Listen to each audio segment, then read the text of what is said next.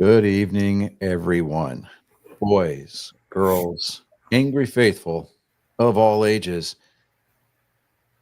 And Merry Christmas to those of you who who rent out a room to us in your heads free of charge. This is Nerd Sports 192. This is our Christmas episode. Yay! If you've been with us for any amount of time, the last what did we say? 3 years now? 2 years now? 3 years? In about 3 years, yeah. Every year, the show that we do, the episode that's the week of Christmas, we do our annual reading of A Die Hard Christmas. We will wait until the end of tonight's festivities to do that because, damn it, I want you to stick around because, I don't know, we like you or something.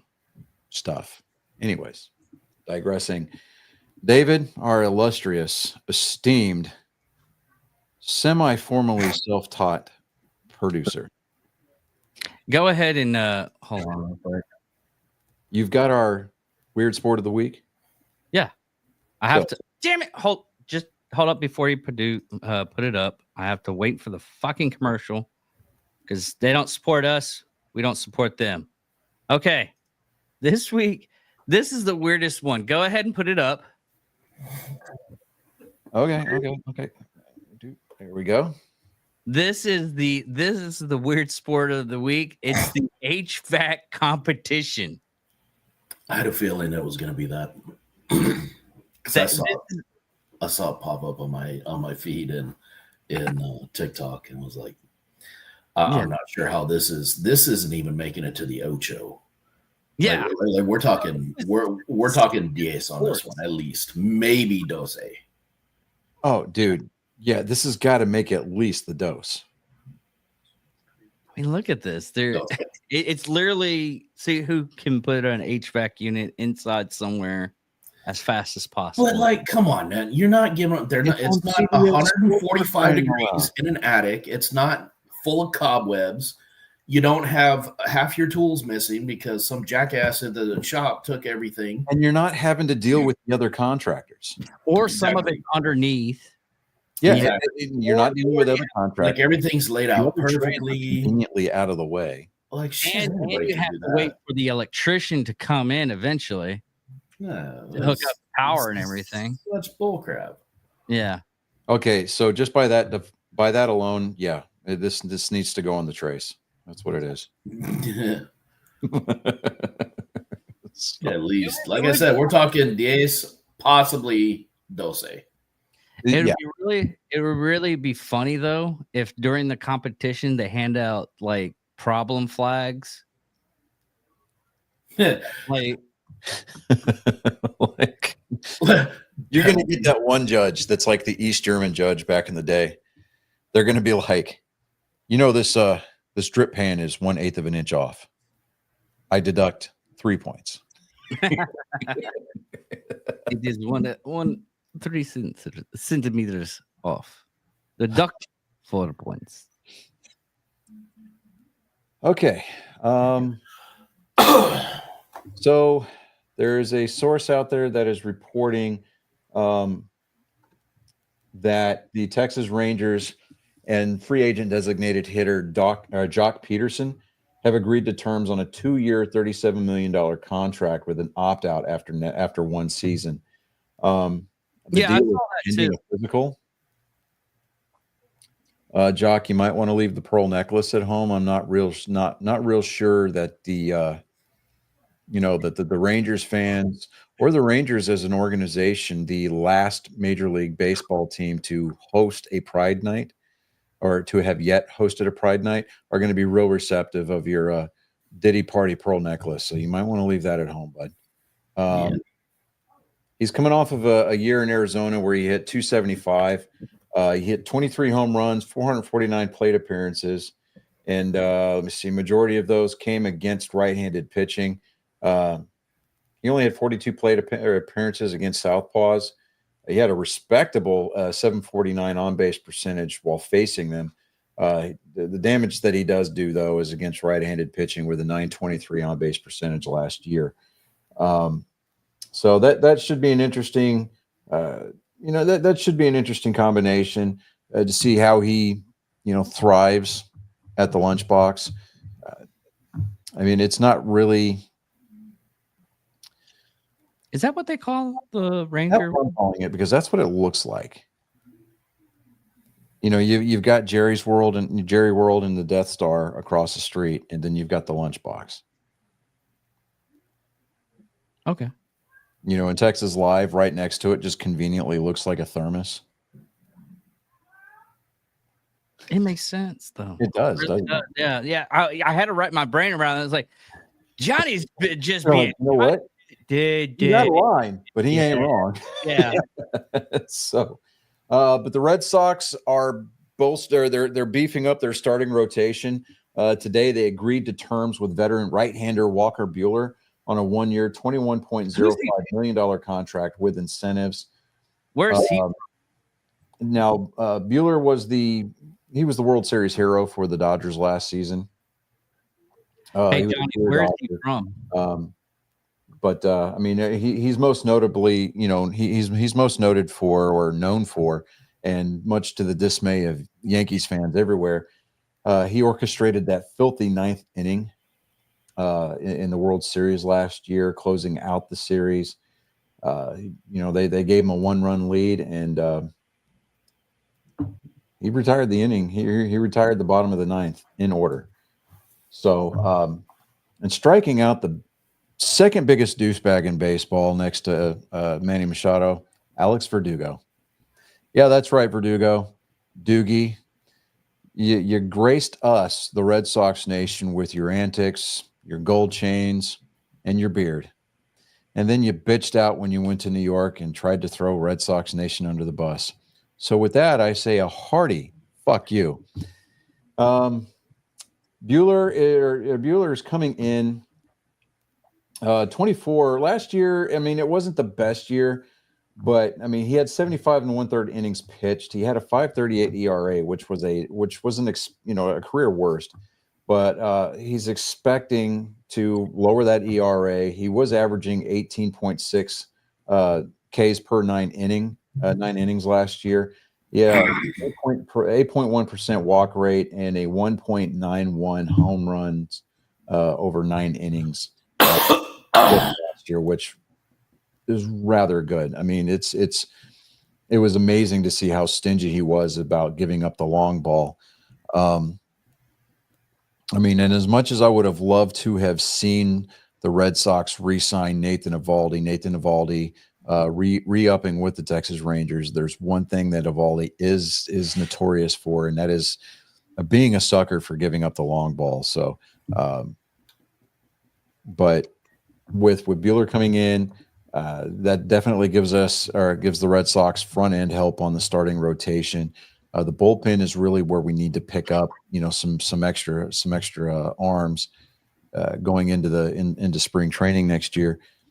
Just because if you look over the course of the season, the first half of the season was okay. The Red Sox bullpen was pretty much lights out, but then after the All-Star break, it was like everybody kind of ran out of gas at the same time, and they really kind of limped towards the finish line. And I think that the bullpen, in addition to the starting rotation, pitching just in general for the Red Sox, is ultimately what cost them a shot at a decent record last year. So hopefully things will get turned around. I know that they've been making some moves. They, being the Red Sox, have been making some moves. I mean, like I said, they just acquired Garrett Crochet from the White Sox. I mean, that is going to be a pretty decent starting rotation. You've got Buehler, you've got Crochet, you've got Tanner Houck, Luis Giolito, and Brian Balow. Brian Balow was coming on strong there towards the end of the season. His last couple of outings, though, he did get shelled pretty heavily those last two outings last year. But Cutter Crawford, he's a pretty decent spot starter. He's a real solid setup guy, long relief guy coming out of the bullpen, though. Garrett Whitlock, he had an internal bracing procedure done on his right elbow, and he's got some starting experience as well. So Garrett Whitlock while he's a good, decent starter, he's better out of the bullpen as middle relief, long relief. I look for better. I have better expectations and better hopes for the Red Sox as far as the pitching department goes. I think mostly the thing that's going to be the premium for a lot of teams still looking for those hot free agents is going to be defense. The defensive numbers across the league last year were down as a whole. There were more errors committed last year than there have been in the last 5 years, percentage wise.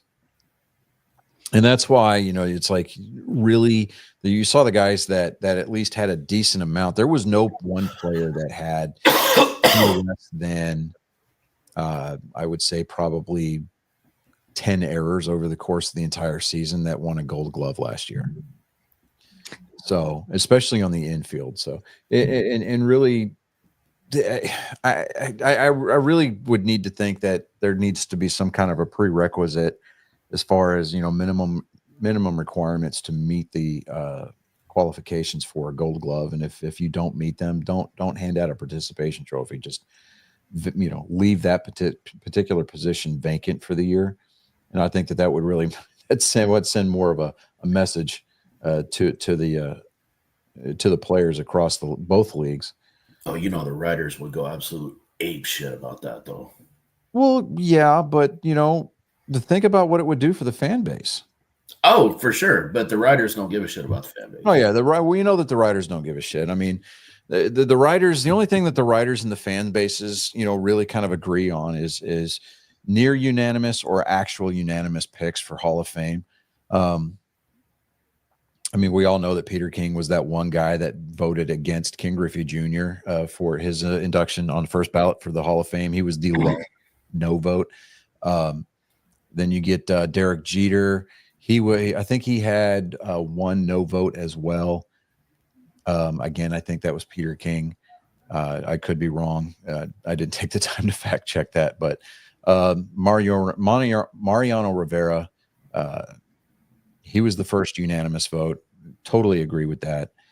But Ichiro Suzuki is going to be eligible along with Dustin Pedroia for the Hall of Fame this coming round of balloting. I think that Suzuki, well, Ichiro just in general, I mean, I think that's kind of a no-brainer. I think he does need to be unanimous. And just if anything else, just being an ambassador for the sport, not to mention the things that he did while he was on the field and especially offensively. I mean, he was really the first guy to take a serious run at the late Pete Rose's hit record. So, and the only reason why they say he passed it is because they included his professional Japanese hits, which I think that's not a Major League Baseball record. That's just a professional record. So, I mean, as far as a lot of people are concerned, including Ichiro Suzuki, he thinks that he's still number 2 on the all-time list, which is a class move on his part. So, but as far as other baseball news that is out there, let me see here. The Astros made a move yesterday or the day before. They signed Christian Walker, a first baseman out of Arizona, to a 3-year, $60 million deal. I like that move. He's won 3 consecutive Gold Gloves at first base for the National League, so he's definitely going to be upping the defensive percentage for the Houston Astros. He's got a really good bat as well. Let me see here. What was his slash lines for last year? Cannot find his slash lines. Let me see here. I mean, but with Walker, he's going to be coming in replacing Jose Abreu, who was released last June after posting a .362 on base percentage with 2 home runs in 35 games last year. John Singleton, just an absolute bruiser, got most of the starts at first last year for Houston, but Walker did finish last year with 26 home runs, 84 RBIs in 130 games. He might have hit that 30 home run plateau if he hadn't gotten injured last year, but he's definitely I really kind of try to shy away from using the term that a hitter's swing was tailor-made for certain parks, right? You hear a lot of guys that are rumored to be tied with the Red Sox going, well, his swing is tailor-made for the Green Monster in Fenway Park. How about just shut the hell up? I mean, these are professional hitters. They're either going to pull the ball or they're going to go oppo taco. And, these are, like I said, professional hitters know how to hit directionally. You got situational hitting, and then you got directional hitting. He is right-handed. So, if he's a natural pull hitter, yeah, those Crawford boxes are going to look real appealing to him at Daikin Park. Note I almost said Minute Maid, but it's going to be. I think that it's a good move. He did joke. He's going to be wearing the number 13 for the Astros. I like the number 13 personally. I don't see any bad luck with it. But he did make kind of a joke. He goes, I've got some pretty big shoes to fill, because the last guy that played first base was Abreu. And everybody kind of chuckled because Abreu's got large, and absolutely massive feet. I think the guy wears like a size 18 or something like that. So, but it's gonna. I think that was a good pickup. The Alex Bregman saga still has not fleshed itself out. I think that the Alex Bregman thing is going to drag itself on into early February. He might be a last minute signing for somebody just before camp starts. So I don't know. We'll see. There's a lot of people obviously that want Bregman to stay, to include Jose Altuve. But there's a lot of other teams that are out there shopping for him, to include the Red Sox. The Yankees were rumored to be making a run at him, but they've got their third base corner kind of locked down. So I think that move was more of just to drive the price up, or at the very least, so sign him so that way no other teams could, and then release him, kind of a situation. So I don't know. It's not. It has never been beyond the scope of the Yankees to do that. I know that the Red Sox have done that to the Yankees, and vice versa. It just adds another level to the rivalry where the front offices get involved. So, but other than that, not a whole ton of baseball news going on. There's one thing that you're forgetting. Oh, please enlighten me. Ricky Henderson died of the Oakland A's. Oh yeah, okay, yeah, you're right. And I did see that. I retweeted that before you actually texted it out. The late great Ricky Henderson, the all-time stolen base leader, died. I think it was Friday or Saturday. Saturday, yeah. Saturday, yeah. Died at the age of 65. Yeah, he was. Friend Dave Stewart couldn't wrap his head around. He said he was sick for a pretty long time, but he just didn't. Yeah, he was drafted by the Oakland A's in the 4th round back in '76. That was his hometown team, so they drafted him. Made his debut for the major leagues on June 24th at the age of 20, and swiped the first of his record 1,406 stolen bases that year. His first full season, he stole exactly 100 bases, becoming the first American League player to reach that mark. And in '82, in his second of 3 seasons with triple-digit stolen base totals, Henderson surpassed Lou Brock for the single season steals record, finishing with 130. To put that into perspective, those are video game numbers, people. Yeah. Okay. On easy mode. Year that he was hurt, and Harold Reynolds got the stolen base title that year with 60. And he said that Ricky Henderson called him up. And he's like, "Hey, Henderson here," because Ricky always talked about himself in the third person. Yeah. Who you got the stolen base crown this year? Good job. How many did you get? He was like, 60. He goes, 60. That's pathetic. Ricky's going to get more than that next year, and then hung up on him. So, Darius, we didn't just start. We started as of the time that you left that remark, 18 minutes prior to that. So, maybe shake it off a little bit earlier. It's always 7:30 on the dot. Military craps, dude. Sit, squeeze, wipe, and go. Sit there and look at TikTok videos on your phone, bro. Shit now, feel it later. Yeah, right. I think that's the last of the. Yeah, the Mets. Oh, the Mets have been making some noise this last week by doing some big signings to their pitching rotation. Sean Manaea, he he signed a 3-year, $75 million contract pending physical earlier this morning with the Mets. Now, the Mets intend on using a 6-man rotation regularly. So what that means is that every pitcher, instead of pitching every 5th day, they're going to pitch every 6th day. So it's going to be definitely a change of pace for a lot of these guys, getting that extra day of rest. And I think that might play into the favor for that might be a favorable move rather for the Mets, because they slow starters, and then they've been hot starters, and then usually about halfway, right after the All-Star break, they kind of fall off, and then people forget about them. Last year, they made it all the way to the NLCS, and their biggest problem was pitching. I believe like Game 3 and Game 6 both were bullpen games for the Mets, and those games both of those games cost them real dearly. So I think them focusing on pitching more than anything else has been huge, and it'll pay out dividends almost immediately.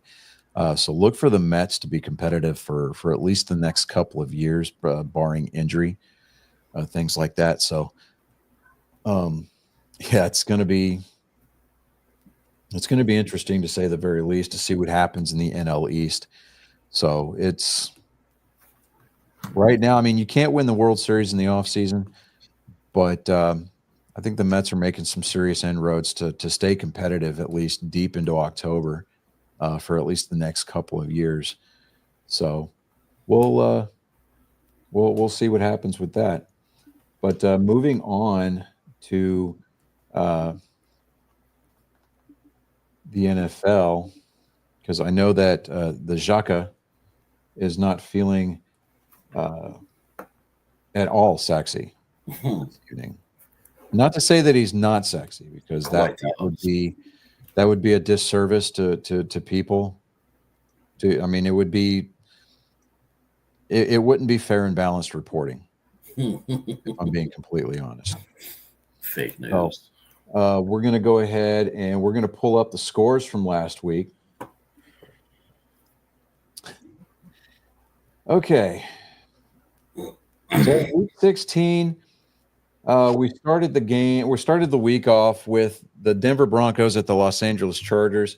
The Chargers pulled some kind of crazy free kick score, whatever, like almost forgotten rule. I mean, it's like it was a sad thing. What's funny is the fact that is like in Pennsylvania, where the Little League World Series is held, there's actually a state law still on the books that hitting a home run in a Little League game is considered a state jail felony. Come on. Really? Yeah. Yeah. So we're just going to pretend this week was like Bizarro World. Okay. It kind of was. It was one of those Al Pacino, Jamie Foxx, Any Given Sunday kind of a situations. Some of these were actually not really bizarre. I mean, we got them dead on, even though we wanted some of them to. Be that as it may, but we're going to go ahead. We're going to push on. We are going to strive to obtain the goal. We're going to crawl those last 100 yards to bring you, our angry faithful, the scores from this past week. Okay, but we're going to start off with the game in Los Angeles with the Broncos coming to town. We all picked Denver. The Chargers, for whatever reason, decided that they were going to show up show out, and they beat them 34-27. We're just going to kind of leave it at that. But we all picked Houston. Now, if you hold on a second, Colin, because Colin is actually I'm going to give Colin the rare opportunity to speak into the silver microphone, to borrow a line from the late, great Rush Limbaugh, the mark of excellence in broadcasting. Okay.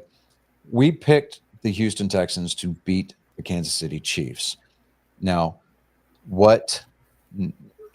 yes.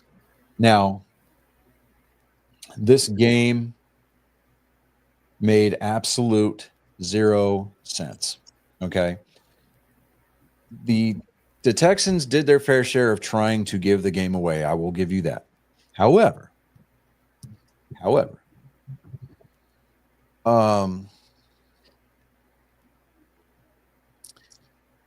we saw egregious examples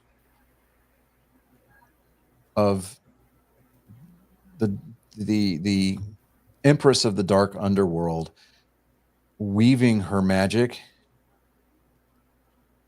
to protect her Lord and Savior, Patrick Mahomes II. That's what I'm going with. But with that being said, Colin is chomping at the bit here, so we're gonna allow him to free flow, as it were. And with that being said, Colin, please, by all means, go ahead. Here, no, go step right up in front of the camera.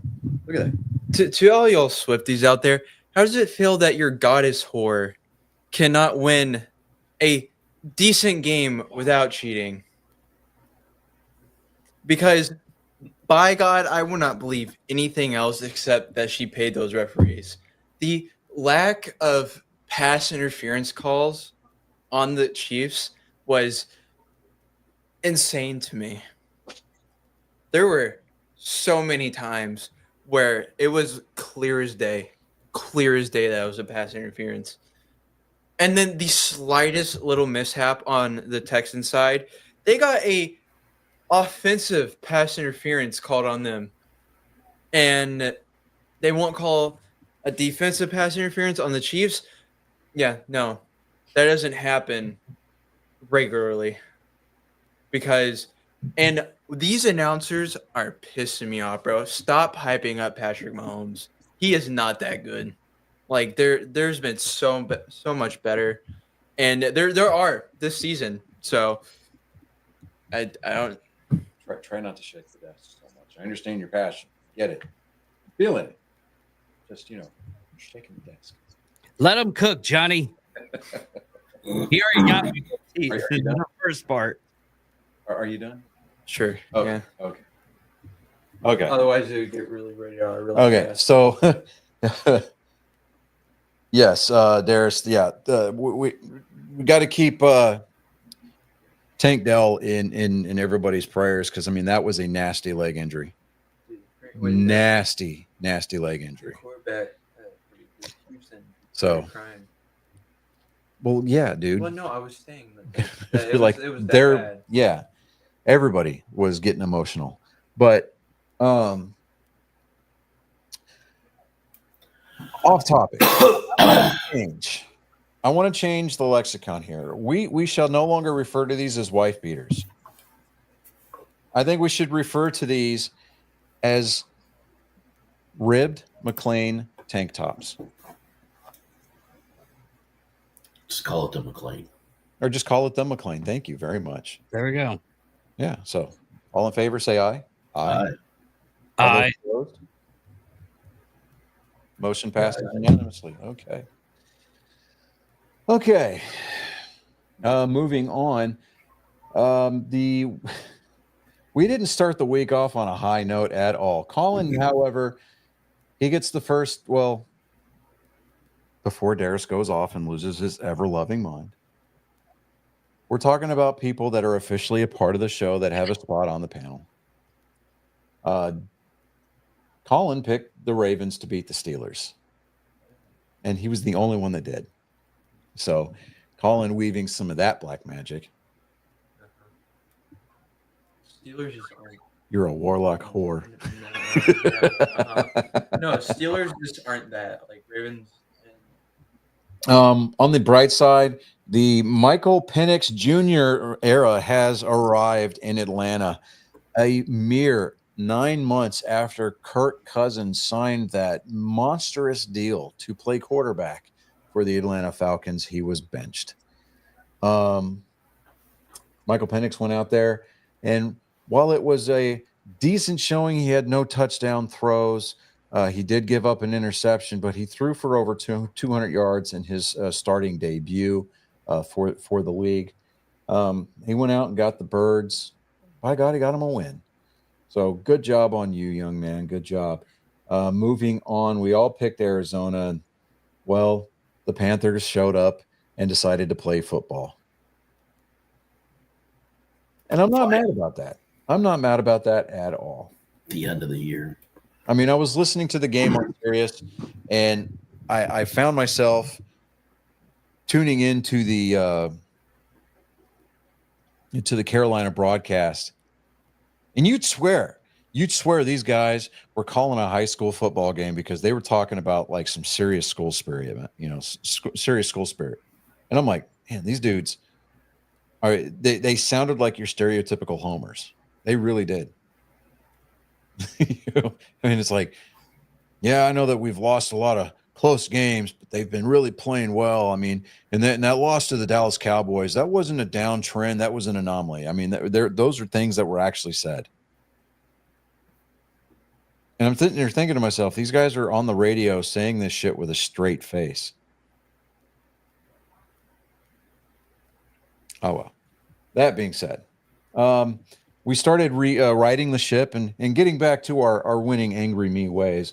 We all picked Detroit to beat the Bears. That was kind of a no-brainer, but we went ahead and did it anyway. And then we all picked Indianapolis to beat the Titans. That was an 8-point margin in our favor. Go us. Then we picked the Rams to beat the Jets. That happened, 19-9. And then something happened. It was a bad conversion on that. Something happened. Jalen Hurts got hurt, and then it just kind of seemed like the backup quarterback didn't know how to quarterback. The Commanders beat the Eagles. We're like, I'm sitting here going, huh? What? Doesn't even sound right. People. It's bizarre. Does not even sound right.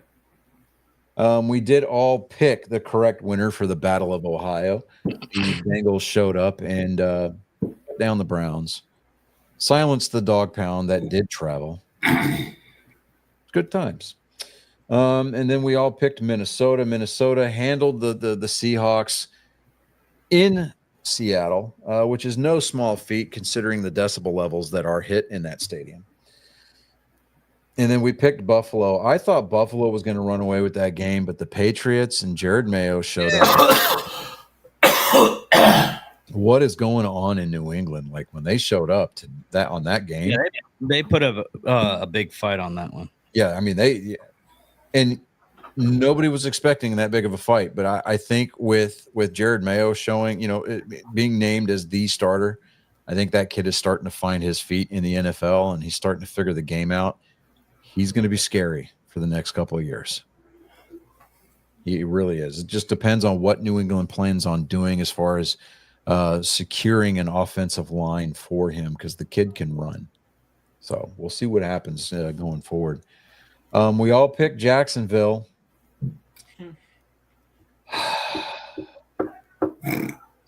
It was one of those games that we had two teams that constantly lose and are horrible at playing football go up against each other.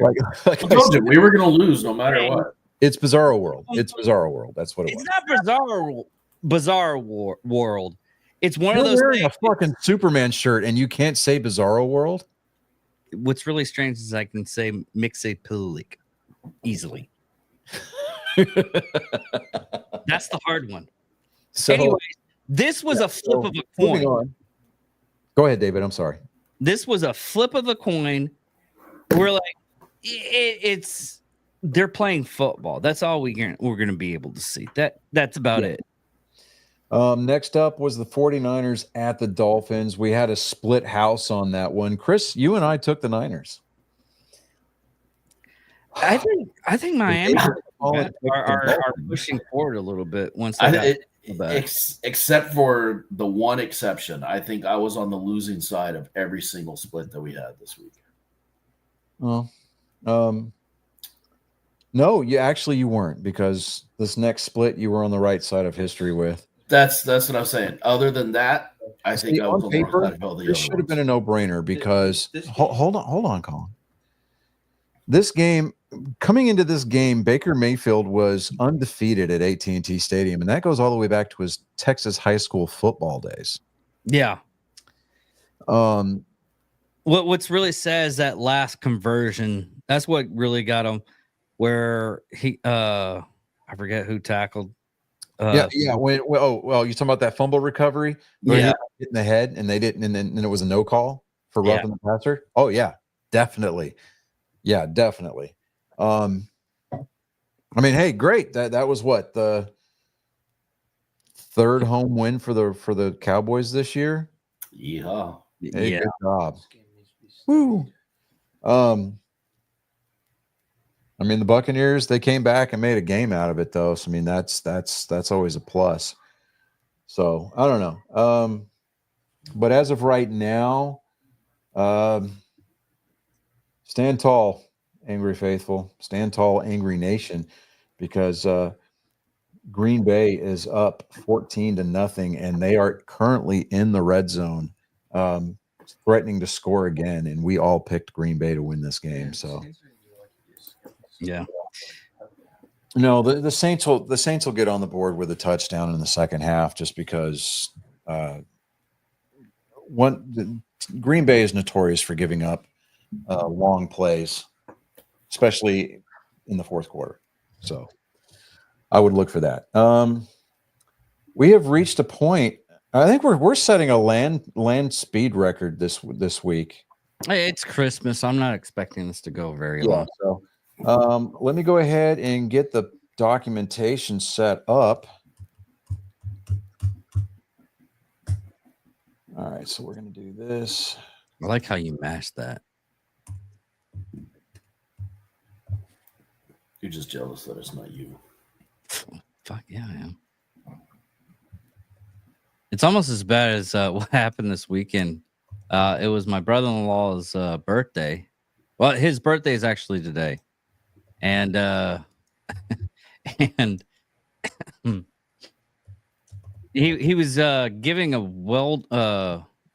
one-phase welding gear, electric welder, because he got it from one of his jobs, and his friend's like, "I will kiss you," and I was just staring at him, waiting for him to do it. And like, Dave's just waiting for him to do it. I'm videotaping that, putting that on OnlyFans. Of course, I'm happy. Two bearded man kissing and making sweet, sweet love. You'd be a hit in San Francisco. Yeah. Two bears. Man, gotta make some extra money somehow. All right, so we have a Wednesday night game, which is Christmas. We've got two of those games this week. Please, Netflix, do not shit the bed. Hey, what are the odds? I think I want to see the odds on betting sites that Netflix just goes down and screws pooch the whole time. Netflix is going to see a huge dip in their viewership during the halftime show. Yeah. I don't even know who it is, and I have absolutely no plans on watching it. It is the wrongfully named Female Country Artist of the Year by Billboard. I don't even know who it is. She's married to the pedophile Jay-Z. Are you fucking kidding me? Yeah, No. they got Beyonce. Because, hey, look, we were trying to not say her name, jackass. See, now you breathed life into it. Yeah, she goes right up there with Voldemort. Yes. Yeah. She who shall not be named. And it's only because she's from Houston, which I'm like, that shouldn't be the prerequisite. Make her fucking a country at all. I mean, What I think would be entertaining is if there was like a huge power outage at NRG during halftime. That would be awesome. That would be great. Like Center Point just shits the bed like in a majorly like historic way. I mean, there's historic precedent for it. Yeah. So, first game up, it is a 12 o'clock game. It is the Chiefs at the Steelers. I think Steelers might be able to. Nah, it's gonna be Chiefs. Who said Steelers? David, did you say Steelers? I'm hoping that the Steelers actually I pull. mean, I want to be wrong on this one, but 'Cause both of them have some black magic going. I would just want to see whose black magic is more powerful. I'm hoping. I'm hoping. Chiefs. Say you're picking this. Yes, You're picking this under duress, right? Okay. Yes, Okay. The next game that we've got is the Ravens at the Texans. Texans. I'm taking the Texans on this one just because I think that they're going to play angry. They did make a new sign, or they did pick up a new wide receiver off of the waivers today to replace the injured Tank Dell. That was a gruesome leg injury. If you guys got to see that replay, he dislocated his kneecap and broke the femur. That's a bad break. Yeah, so Especially that's the same leg that he was injured on last season. So, I mean, I want Tank to come back.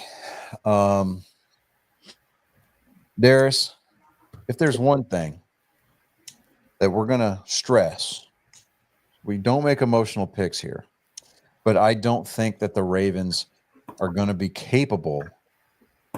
The secondary, the Houston secondary has been playing almost lights out for the last couple of weeks, and they know that this is going to be a big game coming in, knowing that they should have beaten the Chiefs. I think that they're going to come in and they're going to absolutely embarrass the offensive line of Baltimore. I would look for probably 3 sacks of Lamar Jackson on Christmas Day. I'm not entirely sure that there's going to be an interception, but Derrick Henry's probably only going to rush for maybe 60 yards on Christmas Day. That's just my kind of gut feeling there. I think that CJ Stroud's going to be playing angry. He feels guilty for putting Tank Dell in that position to injure his leg with throwing across the middle of the end zone like that. He's going to be more picky with his progressions, and he's going to make smarter throws on Christmas Day, and that is going to enable him to pick apart the Baltimore secondary. So I'm picking Houston on this one. Same. How about you, David? I'm looking at something real quick. I gotta go with Ravens. Okay, well, you and Colin are both going Ravens. So. Losing Dell that's a hard job. Again, they just signed a new wide receiver this week. So, in fact, they did that today. Yeah, but new. Yeah. Well, it's not new. Anyways, they replaced. He's a professional wide receiver. He's got to know his routes. These are basic routes. They're either wheel routes, flat routes, fly routes, post routes. As far as who we got, hold on just a second. Let me take a look at that one for you real quick. That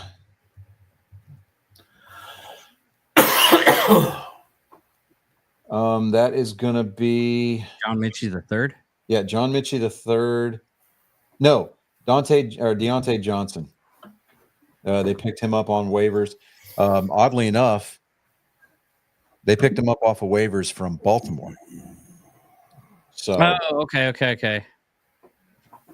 that's he's going to be playing with a little extra something to prove. He's going to be like, hey, you guys want to cut me? You want to put me on the waiver wire? Oh, so Colin's changing his pick. He's going back to Houston. Okay. All right. Yeah, right. The Christmas Miracle. The day after Christmas, Thursday, is the only game on the docket. It is the Seattle Seahawks at the Chicago Bears. I'm picking Seattle on this one just because Chicago, I think that they've pretty much resigned themselves to the fact that their season is over. Caleb Williams is not what they bought, not what they drafted. I'm not saying that anything like that. Okay, hold on that. The idea that Caleb Williams had a first overall pick wasted on him. No. Hold on that one. Last year, before they drafted him, they were dog shit. Legitimate dog shit. They're still legitimate They're dog still shit. dog shit, but they have like corn in their feces now, so they could actually grow something. They're actually doing a little bit better than last year with him on the team. He played the bare minimum at the college level. If Caleb Williams expects to be taken seriously as an NFL quarterback, I think at the very least, maturity-wise, he needed to stay one more year at SC. He needed to play that out, then enter the draft. He would have not gone first overall, but he would have been first round, maybe top 5 pick, regardless, because he does have talent. I just think that his maturity level and his ability to process the speed of the game is not there. It is not what the pundits at ESPN, the experts in the Bears organization, it is not what they thought. They looked at him playing the college game in a system that was geared for his type of throwing style. He is at this point, he is a glorified backup who landed a starting job based on his contract. I mean, this guy comes in talking the biggest shit in the world. He's talking about he's going to change the culture in Chicago. People better get used to seeing Lombardi trophy stack up in the trophy case, that kind of a thing. And then when he got there, he fell flat on his fucking face.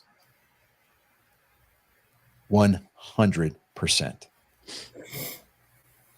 To understand the magnitude of this embarrassment to the game of football, most guys who go number 1 overall, their trading cards, even the ones with the 101 autographs on them, maintain some kind of appreciable value. They can't give this guy's football cards away because people use them to put in the spokes of their bicycle tires to make it sound like a motorcycle. It's more valuable that way. 70s. Okay. The only difference between his playing card and the playing cards of old is the fact that his playing card just happens to have a little bit of foil and sparkle on it. So now it just leaves nasty little stains on kids' bicycle spokes. Big whoop-de-fucking do. I mean, I would be willing to bet that the people of Chicago wouldn't even be willing to wipe their ass with his jersey right now. So they're still dog shit. Yes. Is there corn in it? Yeah, but it's not his corn. Not his corn at all. He was the guy that showed up to the corn shucking party talking about, hey, who wants to snap green beans with me? But with that said, again, I'm taking Seattle. David, are you taking Seattle? I'll take Bears. Okay, all right. Well, that just sounded like that was a spiteful pick right there. I'm going to prove you wrong, you piece of shit. Chris, you're going Chicago or Seattle? Seattle. And Colin is taking Seattle. Okay, the lone dissenter. All right, moving on. We've got the Chargers at the Patriots. See, normally I would say Chargers, no brainer, but with yesterday's performance by the Patriots at Orchard Park against Buffalo, man, I kind of think that there's something in the water up there, and I'm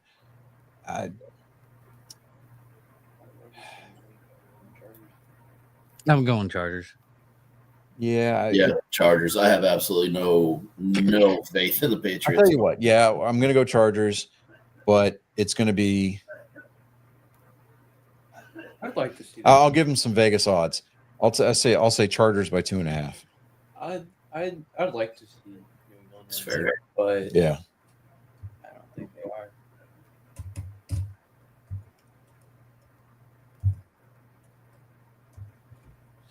All right. Next up, we've got the Broncos at the Bengals. The Bengals at this point, again, they're theoretically still in the hunt for a playoff spot. Actually, you know what? No, I think No, they've been eliminated. they've been eliminated. Were they? Were they eliminated? I think they were. Yeah.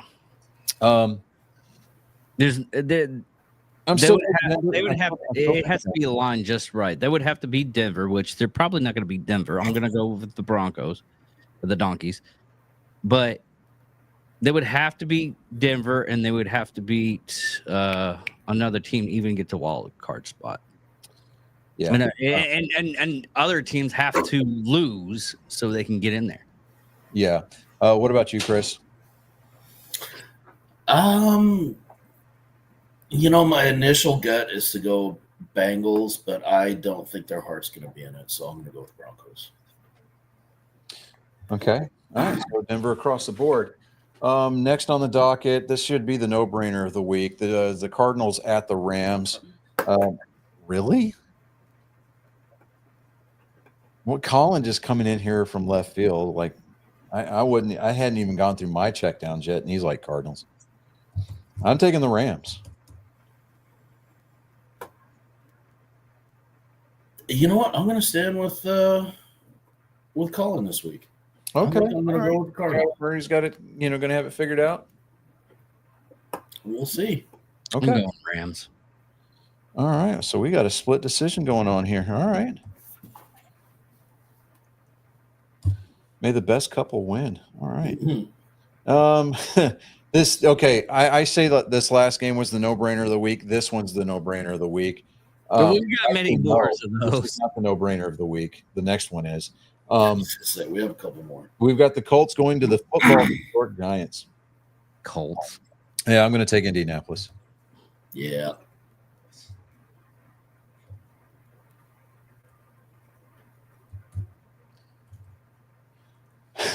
The no-brainer of the week, everybody. The Jets going to Orchard Park. Bills with what I am predicting to be the NFL MVP of the 2024 season, Josh Allen. Yeah. I'm taking the Bills. Duh and or hello. This one I don't care. Do what? I don't care on this next one. Yeah, this one. Yeah, this next one. You know what? I'll pick Jaguars. Yeah, we'll just. Yeah, just Jaguars. You know what? Just so that way we can cover our bets. I'll take Tennessee as a mercy pick. All right. At least somebody's right. Yeah.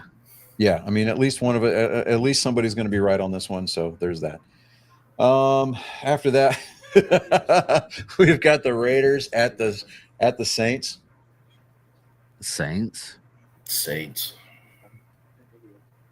Saints. Yeah, I'm going to take New Orleans on that one also.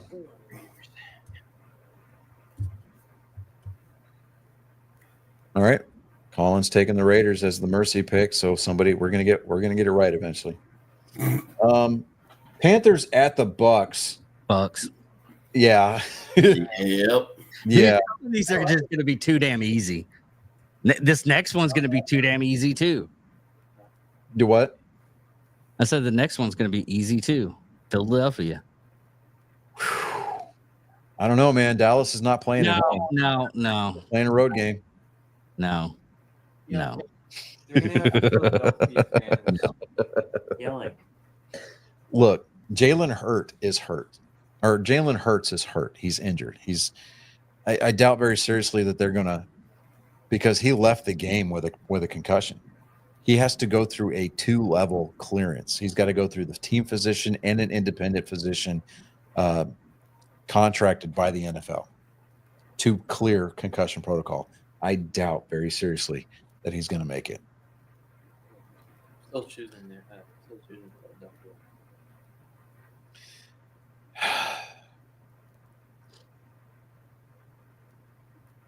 You know what? Just for shits and grins, I'm feeling magnanimous because it is, in fact, Christmas week. I'm going to pick the Cowboys. I mean, good for the Cowboys if they win. But David, you said the Eagles. Oh yeah. Chris, you gonna go Cowboys with me? Yeah, fuck it. I'll give it one last emotional pick. Yeah, I think we've earned it this year. it'll wind up as a big fat lump of coal, just covered coal in our stocking. But It was inevitable. I was going to get that anyways. I mean, at the very least, Dak Prescott's going to be up in the suite watching the game on his Surface, tablet, learning how to quarterback, that kind of a thing. Oh yeah. Eventually, he's going to make Dallas fans proud. So, we got the Dolphins at the Browns. I'm taking Miami on that one. Yeah, Miami. Yep. Mm-hmm. Okay, I did not hear you. I'm so sorry. This next one is a division game, and it is going to be a hotly contested game. I would dare say it's going to be a close game, but it's going to be the Packers at the Vikings. I don't think it's going to be that close. Vikings have been being devastators this year. I mean, it is going to be Minnesota that wins this game, but I think so. Yeah. Huh? Yeah, I think so, but it's gonna be a slog. Yeah, it's going to be it's a high scoring game for sure. But it's going to be one of those games you just got to watch. But Yeah. Minnesota's going to take it. We've got the Falcons at the Commanders. I think the Commanders, they're going to ride that wave of hey, we just we beat the Commanders are going to. I mean, the Commanders are going to have to win out, and the Eagles are going to have to fall flat on their face like they did last year for the Commanders to take the division. I think the Redskins are going to make it this year. I think they're going to be in Atlanta Redskins. Yeah, so I'm going to take Washington on this one. Yep.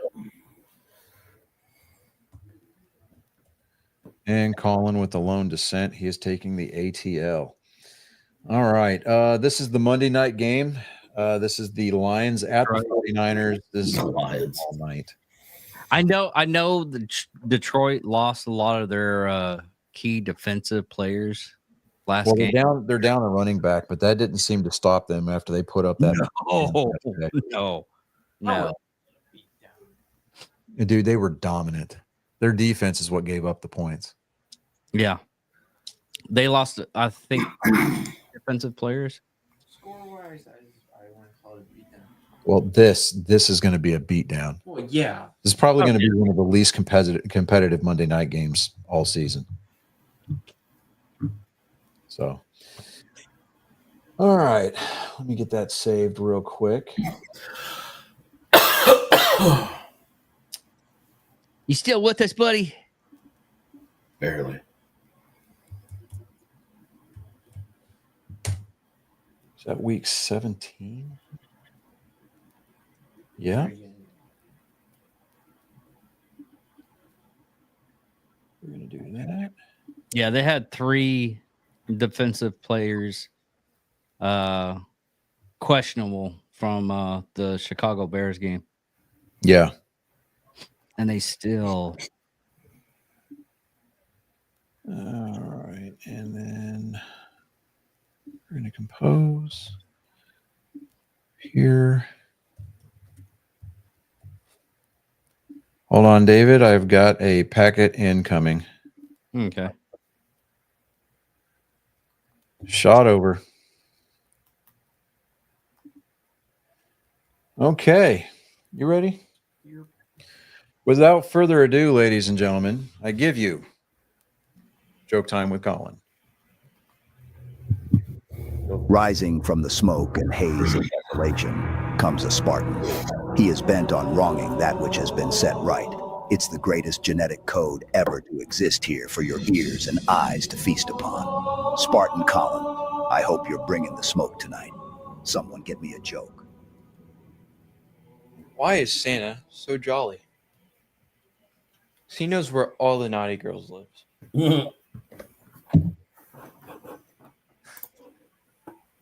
It's true. Well, I'm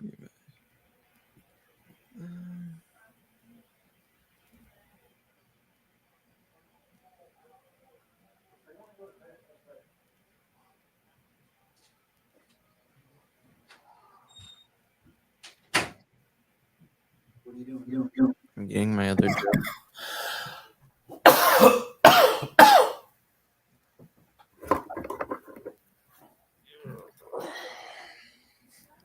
Go ahead.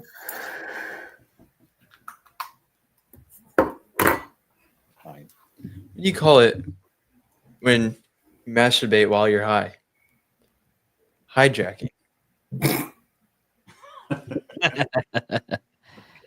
Is that all you got for the week? Slipping out through the fog Okay. of war, this Spartan continues the fight. Yeah, we're Your gonna- souls have become collateral We're gonna be damage done before in the 9 battle o'clock this against year. the flood of moral supremacy. Leave your expectations at the door on your way out and marvel before the pillar of tactical prowess. Ladies and gentlemen, angry faithful of all ages, this has been Joke Time with Colin.